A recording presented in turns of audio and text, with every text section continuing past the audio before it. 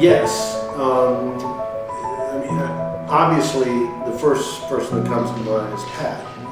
Pat's written extensively about feelings from a male standpoint.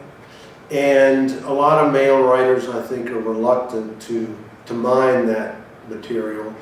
But Pat certainly is not reluctant.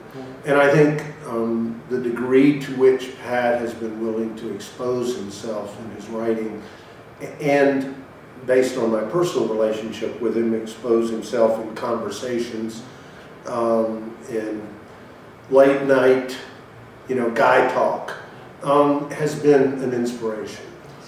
I think the writer, there are a number of writers in my pantheon.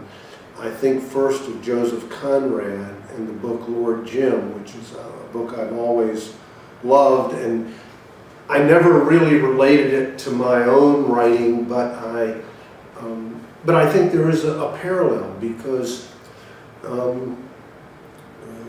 in the book, Jim has a fear. And I've talked about fear in connection with this adoption process.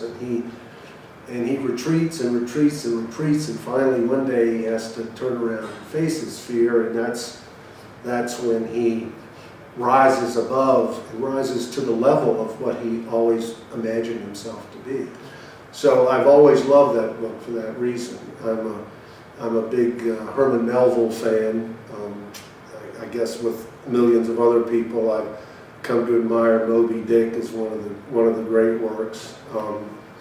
And then, the classics, Hemingway, and I'm not probably as much of a Faulknerian as a lot of Southerners are, but I've read him, but I'm just not as wild about him as a lot of Southerners seem to be. I like the British writer John Fowles' material very much. I think books like The Magus and The French Lieutenant's Woman and The Collector and Fowles' work has been very interesting to read.